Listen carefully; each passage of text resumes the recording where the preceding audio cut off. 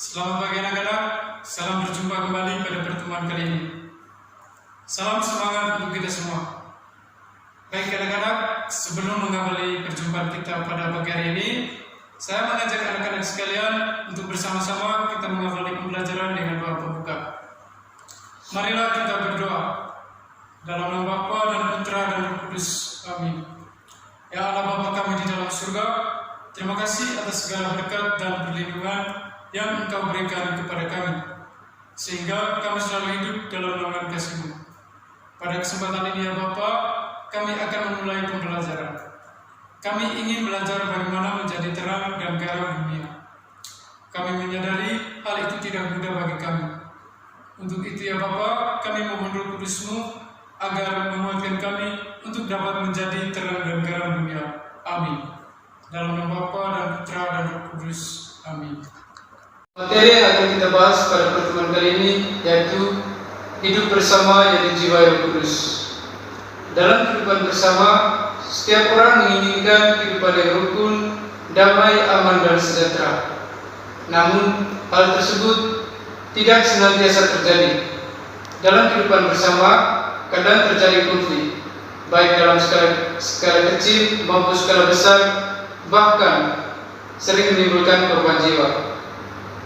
Dalam situasi konflik tersebut, senantiasa muncul orang-orang atau tokoh, bahkan warga, untuk mempelopori perdamaian dalam penyelesaian masalah tersebut, seperti Mahatma Gandhi, Ibunda Teresa, Gus Dur, dan lain sebagainya.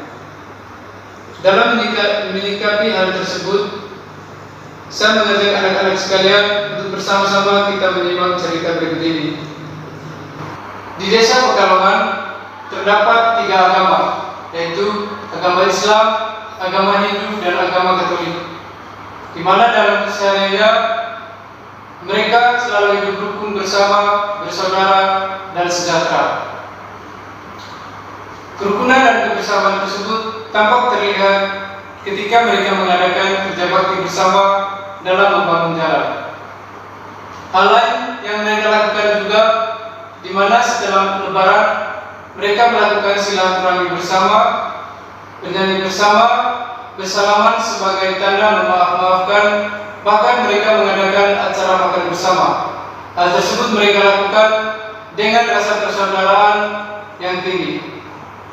Menurut kepala desa setempat, tidak ada perlakuan khusus untuk satu agama. Semuanya akan diperlakukan sama. Baik anak-anak sekalian, Bapak akan menjelaskan pesan moral pentingnya bertoleransi yang sudah kita nonton tadi. Nah, anak-anakku sekalian, dalam kutipan video tadi begitu banyak pesan moral yang harus kita ambil berkaitan dengan konteks hidup bersama yang dijiwai Roh Kudus, di mana dalam segala interaksi kita selalu disuguhkan oleh berbagai macam perbedaan. Nah, apakah anak-anak sekalian tahu seperti apakah perbedaan-perbedaan tersebut?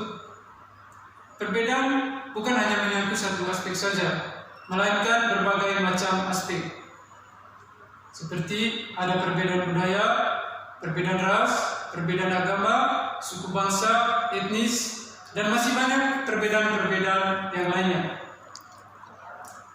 Dalam menjalin hidup bersama, kita harus saling mengenal satu sama lain tanpa harus memandang perbedaan-perbedaan yang ada. Maka dari itu, sebagai makhluk sosial, sebagai umat yang berpegang teguh terhadap ajaran agama, layaknya kita tunjukkan segala sikap yang baik, sopan, saling menghargai, dan menghormati, yang membuat hidup kita didului dengan rasa persaudaraan yang tinggi, sebagaimana yang telah diajarkan oleh Yesus kepada kita. Nah, anak-anak, hidup bersama yang dijiwai oleh Roh Kudus merupakan setiap kehidupan bersama yang selalu dijiwai oleh rasa persaudaraan yang tinggi tanpa harus memandang perbedaan dari segi manapun. Baik anak-anak, setelah kita membahas isi dari video tadi, maka selanjutnya marilah kita mendengarkan firman Tuhan. Garam dunia dan terang dunia. Kamu adalah garam dunia. Jika garam Ya. garam dunia dan terang dunia. Kamu adalah garam dunia. Jika garam itu menjadi tawar, dengan apakah ia diasinkan?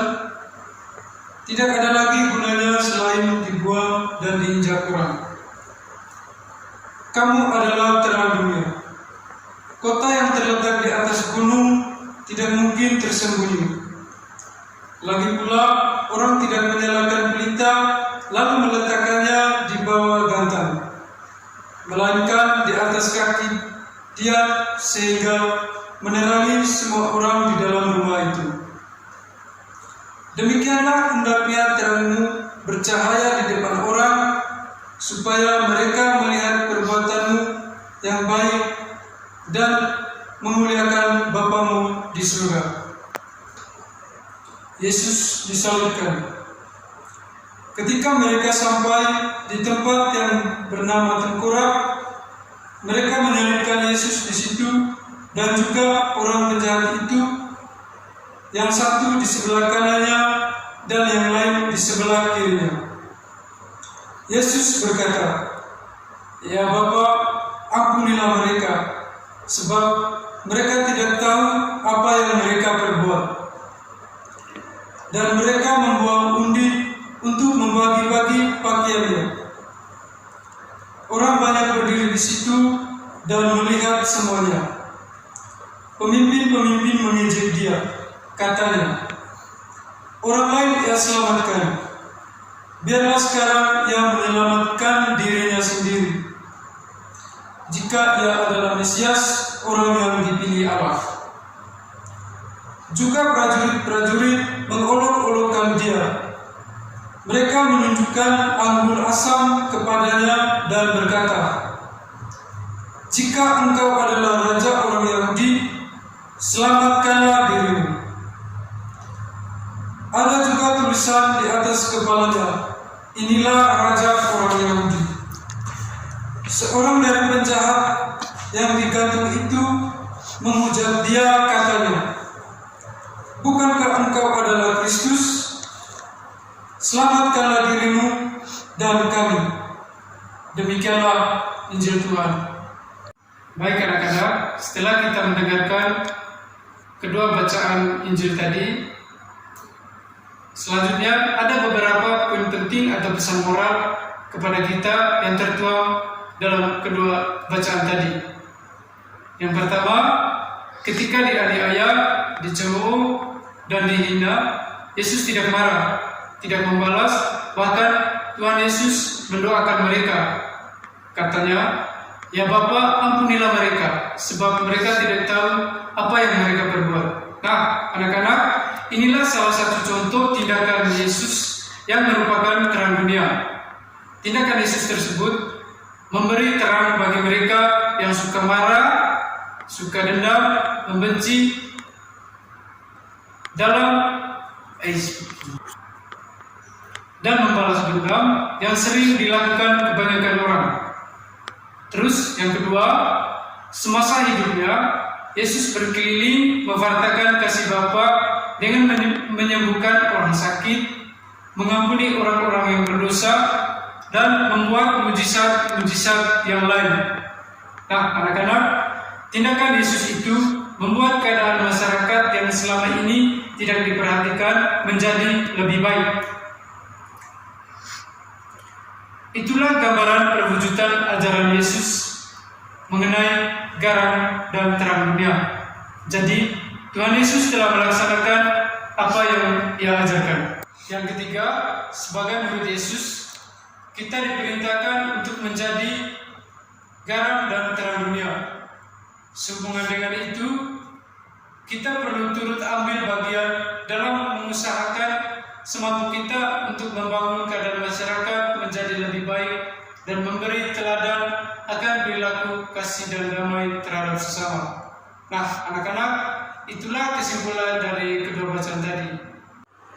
Baik anak-anak, demikianlah pembelajaran kita pada hari ini.